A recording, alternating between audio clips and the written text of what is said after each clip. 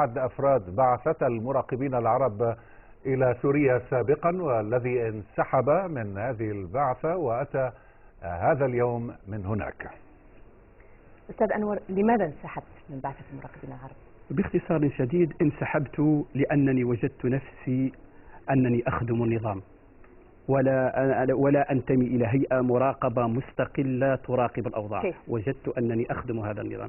كيف أخدم هذا النظام؟ أنني أعطيته فرصة أكثر ليمارس القتل، وأنا لا أستطيع أن أمنع هذا القتل. لم يمارس كل الأفعال بطريقة أقذر، بل أنه أصبح يقتل حتى من الأطراف الأخرى الموالية له من أجل أن يقنع المراقبين العرب على أنهم يؤدون واجبهم كما ينبغي ويكسب تعاطفهم. وجدت نفسي أنني سأصبح شبيحا يوما ما، فلذلك أعلنت انسحابي. طيب، ما هي مشاهداتك؟ ما هي تلك المواقف التي دفعتك إلى الانسحاب؟ أهم الموقف هي المشاعر الإنسانية. فقد أنا عشت فترة أكثر من 15 يوم في حمص، دخلت باب عمر، دخلت الخالدية، دخلت السلطانية، دخلت حي باب السباع، دخلت كل هذه المناطق. رأيت مشاهد يندى لها الجبين، رأيت جثثا مفحمة تعرضت للتعذيب، مسلوخة الجلد، أطفال قتلوا. بين الحينة واللحظة نقف على شخص يتم قنصه. كل هذه المظاهر رأيتها بأم عيني. لا أستطيع أن أتخلص من إنسانيتي في مثل هذه المواقف، أو أدعي الاستقلالية والحيادية في مثل هذه المواقف. وجدت نفسي أنني أقف على مأساة إنسانية حقيقية لا يمكن أبدا أن يكون أي إنسان فيه أدنى ضمير إنساني أن يواصل مثل هذه المهام. ما كنا نسمعه على لسان رئيس البعثة كان شيء مختلف تماما، يقول أن الأمور لم تكن بهذا السوء الذي تصفه الآن. أعتقد على أن رئيس البعثة يريد أن يمسك العصا من الوسط حتى لا يغضب السلطة ولا يغضب أي طرف آخر. يريد أن يستعمل مثل هذه الألفاظ من أجل أن لا يغضب هذه الأطراف، لأنه دائما يحفز على أن لا نتكلم للإعلام حتى لا نقول كلمة تغضب جهة معينة ما وتقف في طريق عملنا. ولكن الواقع مأساوي، وحمص التي عاينتها وعشت فيها لفترة هي يجب أن تعلن على أن باب عمر وهذه المناطق أنها مناطق منكوبة بمعنى الكلمة. فالبيوت مهدمة تعرضت للقصف بالأسلحة الثقيلة، وكل علامات أدلة الأسلحة الثقيلة موجودة وعايناها. تقرير بعثة المراقبين الذي رفع للجامعة العربية أشار إلى نقطتين أساسيتين، أنه قال أن الأسلحة أو المعدات الثقيلة سحبت من المدن، وأيضا هناك نقطة أخرى قال اعترف بوجود تهريب السلاح إلى داخل سوريا. والله أنا شخصيا لم أقف على أي دليل يثبت تهريب السلاح. كل هذا الكلام نتلقاه من طرف المحافظين والمسؤولين الموجودين في السلطة، ولذلك أي شيء يأتي من طرف السلطة أو أي شيء لا أقف عليه رأي العين، لا أعتد به. أنت زرت معتقلات؟ نعم، زرت أمن السياسي، ووجدت أناس في حال يرثى لها بمعنى الكلمة، في حالة مأساوية، يتعرضون إلى التعذيب، يتعرضون إلى تجويع منظم، يأكلون إلا وجبة خفيفة في اليوم الواحد، رغم أن يتم الأشخاص الذين تعرضوا في صورة سيئة للغاية يتم تهريبهم إلى مناطق أخرى لا تسمح مثل مناطق عسكرية أو مؤسسات لا نعرف عنها شيئا. لكن الأشخاص الذين استطعنا أن نتكلم معهم، برغم أنه تم زج عسكريين أو ضباط مخابرات على أساس أنهم مساجين. كيف عرفتم ذلك؟ يعني على أي أساس؟ أنا لدي تجربة في السجون، وأول شيء أن شخص لما يعيش في مكان ما رائحته دائما تكون طبقا للرائحة الموجودة في تلك الغرفة. أنا شممت رائحة أشخاص فيهم عليهم حتى عطور نساء، فمن أين أتتهم مثل هذه العطور؟ لكن أثناء وجودكم سمعنا عن الإفراج عن معتقلين، ويعني كانت هناك بوادر إيجابية، حديث يعني من هذا النوع، كيف يفسر؟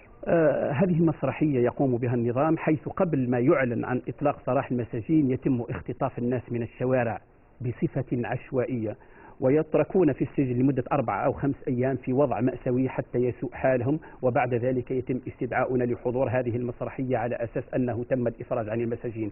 أما الأشخاص الحقيقيين الذين طالبنا بهم بناء على قوائم أعطيت لنا من طرف المعارضة، فلم يتم الإفراج على أي شخص. فقد أفرج على 3 شبان مقابل عملية تبادل مبادلة، وأفرج على 2 مقابل سحب حاجز عسكري. أنا كنت في حمص، لم يتم سحب أي آلية عسكرية إلا آليات عسكرية كانت محاصرة من طرف الجيش الحر. رأى النظام أن مصلحته هو سحبها لأنهم كانوا سيموتون. ووقفت في وسط هذه السكنة، هذه الوحدة، وقفت على جثث لعسكريين تم إعدامهم لأنه أثار الرصاص جاء من الخلف، وأكدت كثير من الشواهد على أن تم إعدامهم لأنهم كانوا أرادوا الفرار من أجل الانشقاق. سيد أنور، يعني هناك اعترافات، أولا هذه أول مرة تقوم بها الجامعة العربية مثل هذه المهمة في دولة عربية. هناك اعترافات من أن فرق المراقبين أيضا بحاجة إلى التدريب وحتى تستطيع أن تكمل مهمتها.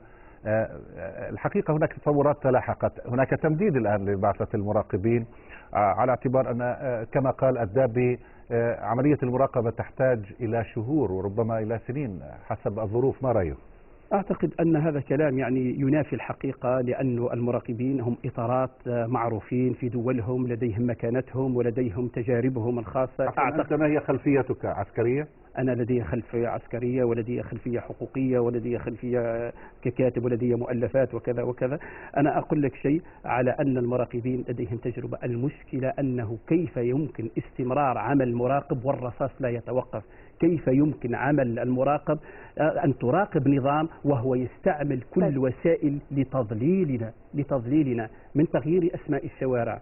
إذا مشينا إلى مكان يتم جلب شرطة على أساس أنهم مدنيون يتظاهرون لصالح نظام الأسد، وهم في الأصل يحملون أسلحة لكي يمنعوا المعارضة أن لا تصل إلينا. إذا أردنا أن نصل إلى مكان ساخن يتم إطلاق النار علينا وتخويفنا، أيضا زرع الإشاعات بأنه سيتم اختطافنا إذا ذهبنا إلى أماكن معارضة. كل هذه الأمور عملها النظام من أجل ربح الوقت ومن أجل إغراقنا في مشاكل هاشمية لا علاقة لها بالبروتوكول أصلا.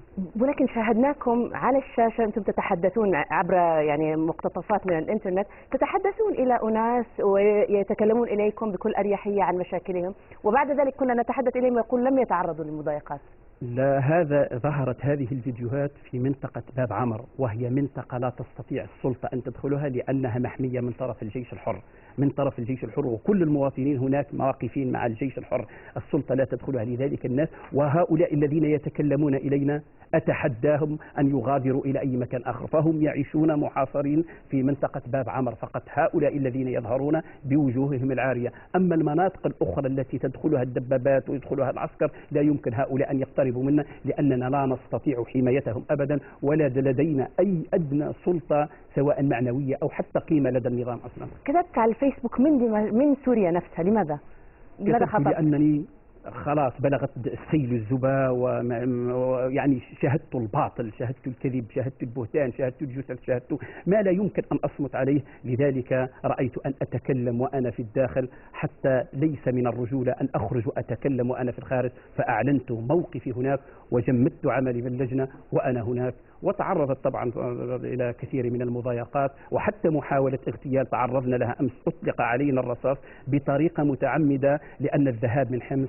إلى دمشق لا يأتي على هذا الطريق، لكن أخذونا على هذا الطريق عن طريق خطة مبيتة مسبقا. نشكرك أنور مالك من بعثة المراقبين العرب المنسحب إذن قبل 4 أيام، واللي أتى اليوم فقط من سوريا. شكرا لك.